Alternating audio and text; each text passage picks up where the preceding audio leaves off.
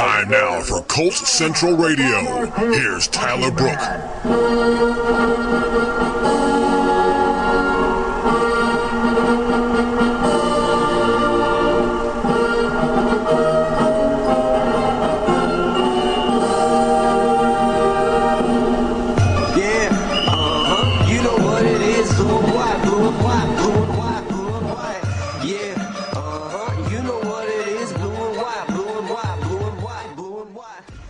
How's it going, everyone? This is Colts Central Radio. My name is Tyler Brooke. Welcome to another episode. Today we have Jerraud Powers, the former cornerback for the Colts, currently playing with the Arizona Cardinals.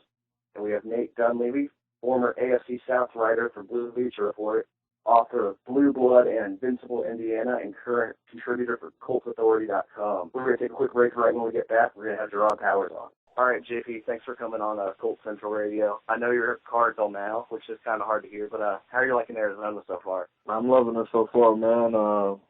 Great atmosphere. BA done a good job in bringing some key guys in and great coaching staff. It was a good offseason. Is it still hot as hell down there? It was hot. When I left, it was 116, so felt like my skin was burning a little bit. Yeah, all right. Working with Bruce Arians, I know he's come down there now to be a head coach, and a lot of Colts fans are curious about him. What is the mentality he's brought there? It's the same mentality he brought once he had to step up to the head position last year with the Colts.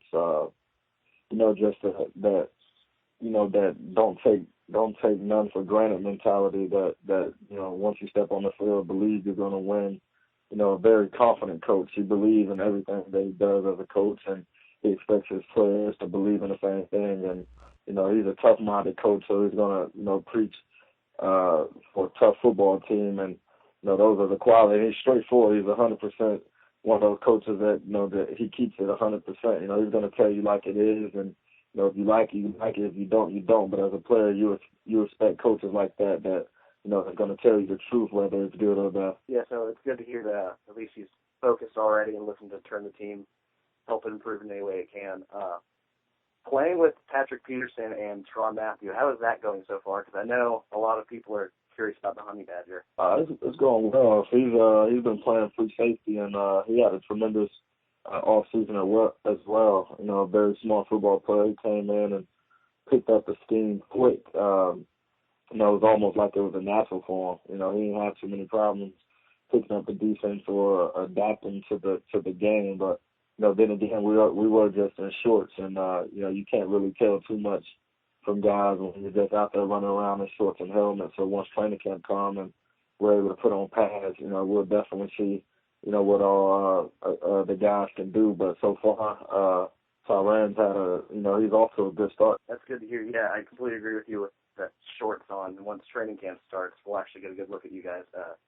Do you plan on starting opposite the PP? No question. We brought in a bunch of corners that got a lot of playing time. Has done a good, great jobs on other teams, such as Antoine Cason, who has been with the Chargers for 5 years, and Javier Arenas, who's been with the Chiefs for the past 3, and a couple more guys. It's been a fun battle so far.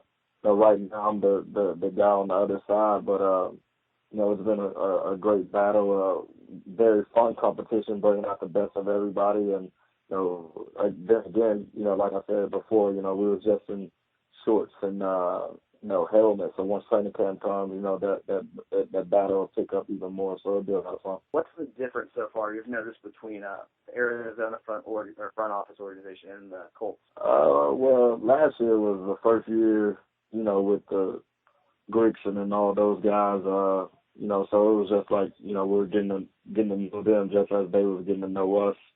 I don't know how they are now this year in the locker room, if it's changed or not, but so far what I've learned in Arizona, is that it's that family feel.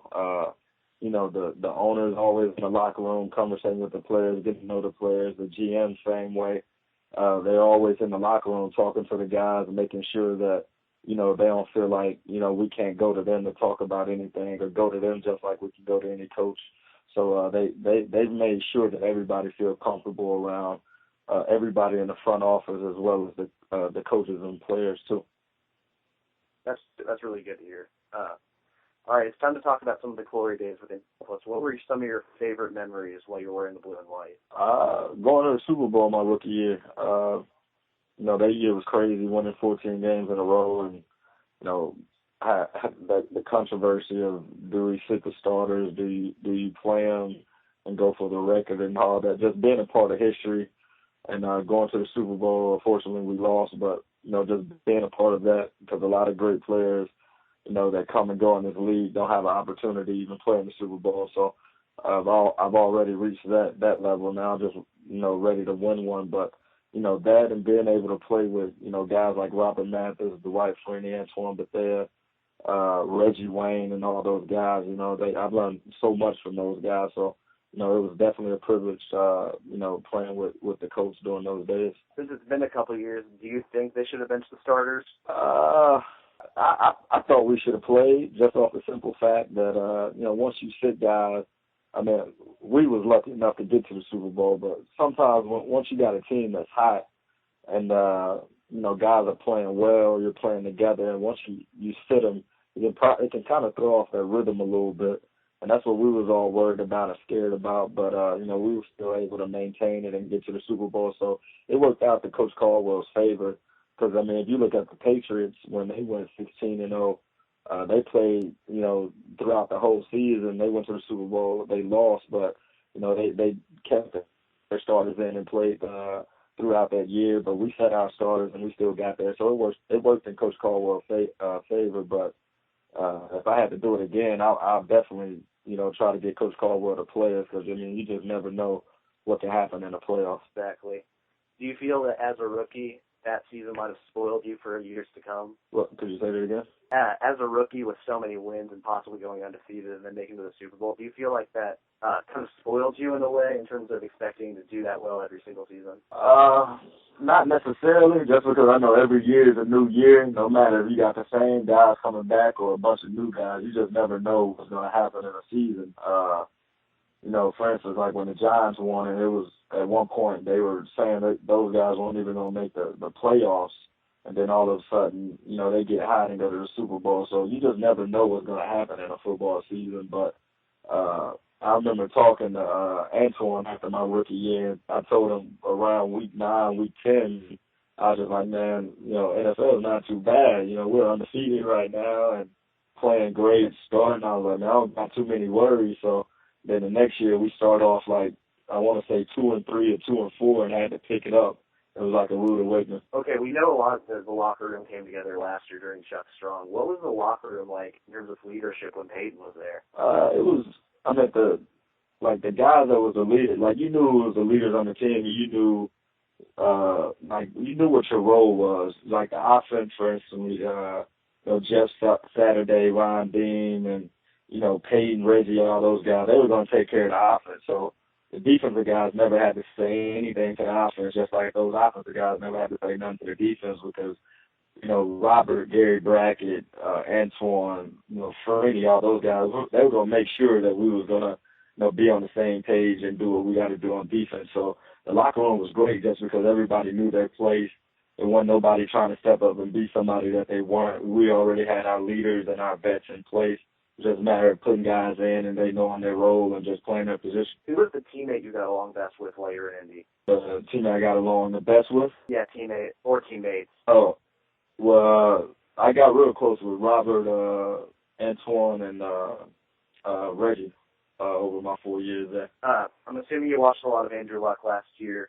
Do you think it's fair to start drawing comparisons with him to Peyton Manning? I don't think it's fair. I don't think it's fair, to Peyton for all the things he's accomplished in his own lane, and I don't think it's fair to Andrew because, he's trying to create his own legacy. He's not trying to live up to what Peyton done. It's an unfortunate situation for him just because, he walked in Peyton's shoes right when Peyton left on the Colts or whatnot, so he kind of stepped up in that area. But, Andrew's going to make his own legacy. He's good enough and off to a great start, to his NFL career. And he has that mindset and that work ethic to be probably one of the best quarterbacks that's come through this league. when it's all said and done, as long as he continues to do what he's been doing, and he works his butt off. And I was very impressed with him his rookie year last year, and I'm expecting him to be even better this year. Let me tell you, I agree with you 100% on that. I feel bad for Luck, but at the same time, I understand why people are drawing those comparisons just because of the Indianapolis thing. But right. I completely agree with you on there. Last question we got with your two-part question. Are you still a Colts fan? No, I'm a Cardinal fan now, man. I got the Colts game circled on my calendar. Yeah. What's it going to feel like when you play them? It's going to be fun. I was able to, some guys that I played with early in my career, such as like Kelvin Hayden and Tim Jennings and all those guys, and, talking to them before, we played them, when he was with Atlanta at first and then when they were with Chicago, and just how excited they were just to, try to get a piece of revenge, so to speak, when they was playing. And, I look forward to it just because I know all those guys over there. It's going to be a lot of fun. And, I'm just looking forward to it. I can't wait till that game comes. Are you looking for an NFL website that doesn't throw rumors against the wall and hope they stick? Then please go to ProFootballCentral.com for up-to-date news and information.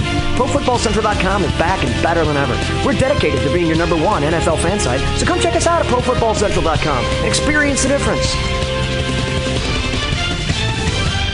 All right, Nate, thanks so much for coming on the show. Good to hear from you. What we're just going to do, we're going to go through a little of the current events since there's really not much going on right now for training camp.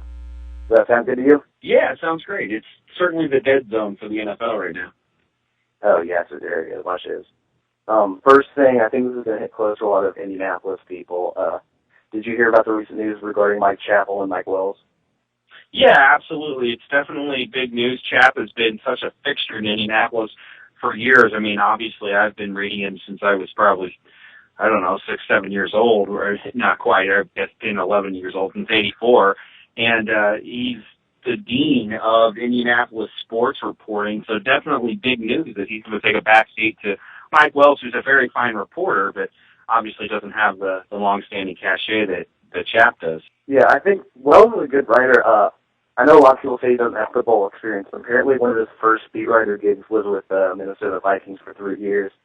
I'm a fan of his writing for the Pacers. I'm just curious to see how it transfers to the Colts. I think it'll transfer fine. Honestly, I wouldn't make too big a deal of the whole, he doesn't have football writing experience, because honestly, if you're covering the NBA at the degree and to the depth that Wells does, you're going to be perfectly competent to cover the NFL. It's not like it's that different, especially for the beat writing job, which is really much more about developing the relationships with the players, getting quotes. And Cap doesn't do a ton of analysis except on his sort of Ask the Expert column. He's really there to give you just the facts. Because the facts are the kind of things that pretty much anybody can give you if they're a talented enough reporter. So I think Wells will be fine in that regard. But man, it's really hard to see such a great writer and reporter like Chap pushed to the sidelines a little. Recently, LaVon Brazil was suspended for 4 games for the substance abuse policy. What are your opinions on that? Well, I think it's definitely something that's going to hurt Indianapolis. I know it's been odd. A lot of fans almost are gleeful about it, which I don't fully understand. Obviously, a guy like Griff Whalen has a lot of support.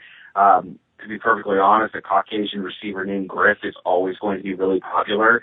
Whether or not any fans love the sort of untalented, hardworking guy.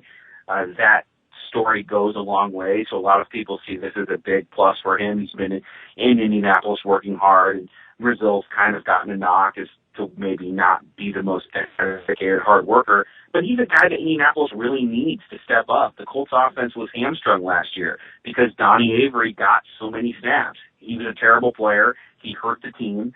And Indianapolis needs a third receiver, and at this point they're going to have to rely on Darius Hayward-Bay, and there's no guarantee that he can play to any kind of degree that's going to help the team, or a guy like Griff Whalen. And frankly, I was looking for Brazil to take a big step forward. I felt that this is really necessary for the offense. Indianapolis will have enough weapons, especially with the 2 tight ends. But, I see this as a negative sign. If they could have gotten something significant from Brazil, it would really go a long way to help the team. And this is just a sign that might not be coming. Yeah, I think he had some big play. He made one big play, and I think he got on the field enough and made some plays to potentially establish himself on this roster. With the suspension, and now for some reason a lot of the media that kind of want, or not media, fans kind of want him gone. I think there's now a target on his back from these younger guys like you said, Griff Whalen, potentially Nate Palmer, or even Roger Rumble. Yeah, there definitely is. Frankly, I don't see the Palmer connection being necessarily all that impressive to me. I know people liked him in camp last year, but I didn't see it. I mean, I was there. I saw him play. I didn't think he looked nearly as impressive as other people did.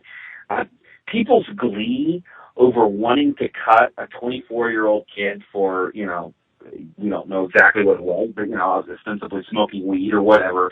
I don't fully get it. Who you are at 24 is not who you're going to be your entire life.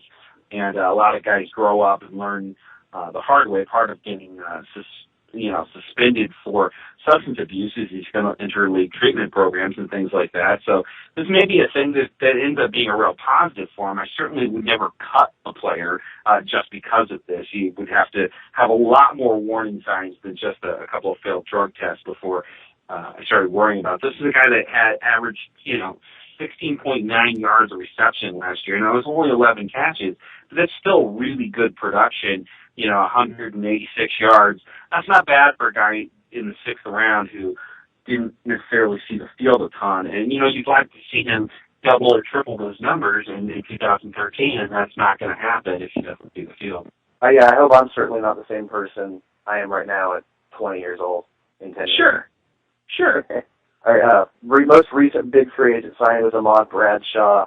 It was a 1-year deal worth a max of about $2 million. Do you like him as a fit with the Colts?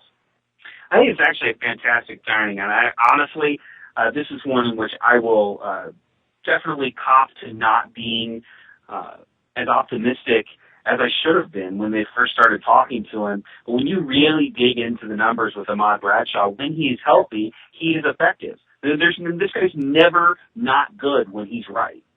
So if he plays, he's going to be super effective. And for, a max of $2 million, and that's only if he's super effective, there's absolutely no way the Colts can lose. A lot of people were talking about Darius Hayward-Bay as being, low risk, high reward. Not true. He's actually a high risk player because you run a risk when you play a bad player. Donnie Avery was a terrible player and he hurt the Colts. But even though he didn't cost very much money, playing bad players is a risk. Ahmad Bradshaw is zero risk. No risk at all, because if he's on the field, he'll be productive and he'll be good. And if he's not on the field, they haven't invested very much money in him, so there's no risk to the team. It's all upside. It can only work out well for Indianapolis. I think I'm on the same boat as you were. When I first heard the name of the talks, I was pretty hesitant and kind of negative about it. Then you start watching him play when he's healthy, and he gave up 3 sacks since 2008, according to Pro Football Focus, and I like to think they do a pretty good job. Yeah, I think when he's healthy, if he's healthy, which I've heard he should be ready to go week 1, he's an impact player. It's a low-risk, like you said, only a 1-year, $2 million deal. And the thing that helps him a lot is because he usually gets wear and tear on the season, they have Vic Ballard in the rotation with him. Yeah. So running back is definitely a weakness. I know Ballard is really popular among Colts fans, but he's just a guy. I mean, honestly, and that's a really good thing to be. When you're a 5th-round pick, if you're just a guy, that's nice. You know what I mean? Like, if you get a quality running back that late in the draft, that's a win. And I don't mean that as a slam on Vic Ballard to say he's just a guy, but he's not a special running back. Ahmad Bradshaw can be special. And that adds a different dimension. It adds some real depth. And we saw last year, injuries in the running back core was a big problem for Indianapolis all year long. Delone Carter, Donald Brown, neither one of them could stay healthy. And we ended up having too many carries by guys other than Vic Ballard who shouldn't have been in games at all. And it would be a nice help for Indianapolis to have quality depth at running back. And Bradshaw certainly provides that. Yeah. The other guy we talked a little bit about, DHB, Darius Hayward-Bay. I know Andrew Luck's gushing over him. He's very excited to have this guy on the team, apparently. And I know you say you still think he's a high risk. You want to go a little more depth about that? Yeah, sure. This is what I mean by high risk. It's obviously not a big financial risk. But if Darius Hayward-Bay is who he is at this stage of his career, in other words, is his performance in Oakland is indicative of the kind of talent that he is? And obviously that's up for debate. Oakland has a lot of problems, primarily the biggest of which is that they're Oakland, and they've obviously had a lot of quarterback issues. So some people say, okay, so if you look at Hayward-Bay and say, how can you judge him with the quarterbacks that he's had? However, if he really is just what he's shown on paper so far, playing him will not be dramatically better than Donnie Avery last year, and you have to do better than Donnie Avery last year because he absolutely decimated Indianapolis' offense with a wide range of incompetencies. So with Hayward-Bay, if you have to play him, if he ends up being your number 2 receiver, if you decide we're going to move T.Y. Hilton into the slot and we're going to give Darius Hayward-Bay 120 targets next year, there's a really good chance you're going to have a terrible black hole in the middle of your offense. Now, obviously, talented guy, maybe the answer really was the quarterback. Maybe Andrew Luck will turn him into the second coming of I don't know, Chad Ochocinco or something. You know, maybe you'll get this late bloomer and it's going to be incredible and it's the straight pickup. I don't see it personally. I see a guy that in an ideal world wouldn't start, wouldn't see the field. If LeVon Brazil was playing and was going to be healthy and was going to be productive, I would much rather see him on the field than Hayward-Bay. Best case scenario for Indianapolis, Hayward-Bay never plays. So that's the way I see it. I don't see it as a particularly great signing. At best, it's a depth move. At worst, he plays a ton and plays poorly. And this is the exact same thing, the same point I made about Donnie Avery last year. And people were all excited about Donnie Avery, gushed about his speed, gushed about his talent. The guy can't play football. He's a lousy wide receiver. And so when it comes to Hayward-Bay, to me, I look at him and say, yes, it's possible he's better than he's shown. Absolutely possible. I'll give you that. I could be dead wrong about it. On the other hand, if he is what he's shown to this point, he's not a guy that you want to give significant snaps to. Right now, I'm just happy to see Avery in Kansas City, not in Kansas. Well, yeah. Yeah, no, he was brutal. We've been talking about the wide receivers. Tight ends, another place we're going to look at. Do you think Coby Fleener's primed for a breakout year? I absolutely do. I think Coby Fleener's 2012 season was underrated by fans, to be honest. I think that the expectations on him were obviously sky high. People thought he was going to be, somewhere along the lines of what Dwayne Allen turned out to be. But that was probably never realistic. He still had probably, I think that was the 10th or 11th best receiving season for a rookie last year, and that was missing a few games. He got off to a rough start, and then he got hurt. But he actually played very well down the stretch. I think he's going to have a really big bounce back year. I think he's going to have a major impact on the Indianapolis offense. And I still see bright things for him. I liked what I saw out of him for the most part, especially after the first couple of weeks and after he got back from injury. So I see mostly good things for Coby Fleener, and I was not nearly as disappointed in him as some people think have been. Yeah, I think all the schools are in there for him to succeed now with Luck already there. Hopefully he's healthy or can stay healthy. And then Pep Hamilton coming there with the new no-coast offense, which I can honestly say I know very little about that except for what I've heard from George Bremer. But honestly, I don't think anybody really knows anything about it. And you have to be really careful what you see in minicamp. And I relate this back to 2012 minicamp. If you were in minicamp there, if you saw what the Colts were running, they were doing a lot of shift, a lot of moving around before the snap. And then when you actually saw the offense as it was installed in training camp and during the season, totally different. Most of the things that I saw and that I noted during minicamp were never ended up being used, or never ended up becoming a significant part of the offense during the season. So you have to take it with a grain of salt. Teams deploy offenses gradually. They don't necessarily show everything or run everything all at once in minicamp. So I think we're a long, long way from figuring out what this offense is going to look like. And I think they want it that way. I think if the Colts could shut down training camp to reporters and the fans all together, they would probably want to do it this year and just break it all out all at once week one and shock the world with something unusual. I really don't think we have a good sense of what it's going to be like yet. I feel like fans are expecting like the most mystifying offense that's like never happened before, and what we're gonna get is just a West Coast offense with some vertical plays. Yeah, you're probably closer to right than wrong with that, and I would, again, I'm always a big fan of tempering expectations.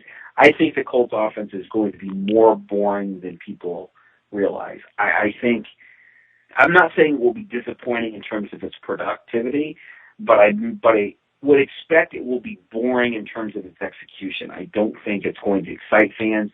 And in fact, if the team struggles at all, I'm looking forward to people, not looking forward, as in hope that it happens, just I expect people to say the Colts offense is too conservative, is too boring, is too whatever, because it's going to be a big switch from last year, which was basically, everybody go long! And let Andrew Luck try to make incredible plays with his arms and legs. I expect to see something much more conservative than that. Makes big, long passes with no offensive line as he gets destroyed and finds a way to see out of it. Absolutely. Do you think Luck will be even better this year? Do you think with everything they've done to bring in players, Luck's going to be better this year just because he is truly special. This guy is going to be, I was listening to Doug Farrar and Cassell talk about it, and they were both saying, look, this guy's going to be a top 3 quarterback in the league before you even realize, possibly this year, if not next year. And I absolutely agree with that. He is next level special. The untrained guy may not have realized it last year, but this guy is really, really unusual. And as much as anybody, I was dubious going in, but you could see it from his very first practice. His very first practice of training camp, 2012, it was a jaw dropper, and everyone that was there was like, "Whoa, this guy's amazing." And honestly, he didn't do anything during the season except wow. He made so many plays that I just shook my head in almost disbelief. He is going to be the best quarterback in the NFL sooner rather than later, and he will be elite very quickly. And if he makes that jump in 2013 the way Peyton Manning did in 1999, I wouldn't be surprised at all. I almost expect it. He has the arm and the IQ to make things like Peyton did, and it's really just some of the throws you watch from last year. If you just get bored and watch highlights, you can watch those just beautiful throws go in, and you get that smile on your face. Yeah, no, he's something else. He is a special player, an absolutely special player. Not just a really good quarterback, but he could be an all-timer. He's got that capability. Obviously it takes a lot to hit that level, but if he does, it will mean Super Bowls, because you don't hit that level without winning a Super Bowl in the NFL. And I think everybody in Indianapolis would obviously love to see that. But I expect big things out of him. I don't know if he'll be top 3 this year. I said he would be a top 10 quarterback by the end of last year, and I think he was right on the cusp of doing that in terms of the Football Outsiders DDR metric. He was right there on the cusp of basically being a top 10 quarterback. So I'm going to go top 5. I think he'll be one of the 5 best quarterbacks in football this year. A second straight Pro Bowl appearance to start his career actually sounds pretty good. Yeah, I think his odds that are really good. Okay, well, last thing we're going to talk about, what do you think this team as a whole is going to do expectations-wise 2013? Like, give us a win-loss record. Sure. I'm going to go 9-7, which I think will be good enough to win the AFC South. I think this team will be better and significantly better than they were in 2012. But what they did in 2012 is not sustainable. You cannot go 9-1 in one-score games in back-to-back years. You cannot get outscored by, 60-some points and win 11 games. That's not how the NFL works. There was a lot that the Colts were much closer to a 7-win team than an 11-win team last year. They got a lot of breaks. They got a lot of amazing victories, emotional wins in the wake of the Chuck Pagano illness. But that's not going to happen this year. So I expect them to be a better football team, a higher quality football team, and I expect them to be a legitimate 9-7 as opposed to an illegitimate 11-5. And I do think that will be good enough to win the AFC South because I think the teams in the division, it got worse. Yes, I think the teams got worse. I'm going to go one win more because I went down the schedule and I've thought 9-7 or 10-6, so I'm right around there with you. It's a soft schedule. I won't argue with you there. It's a soft schedule. You can see some games where you're like, oh, they might win that one. But yeah, you can never. Every time we look at the schedule before the season, you know, some teams come out of nowhere. Some teams we thought were going to be good kind of fall. The Colts very well could be one of those teams, but I think with what they've done, I think they continue having another winning season with luck. Well, that's all of the questions I had for you today, Nate. Thanks for coming on, buddy. Hey, no problem, Tyler. Anytime. All right, everyone. Hope you liked our guests today. Those were two awesome guests. Make sure to follow me at _BROOKEY and at Colts Central. Make sure to follow at PS Central. Thanks, everyone. Have a great night. Go Colts. Of the Pro Football Central Network. For news, blogs, highlights, and more, log on to ProFootballCentral.com.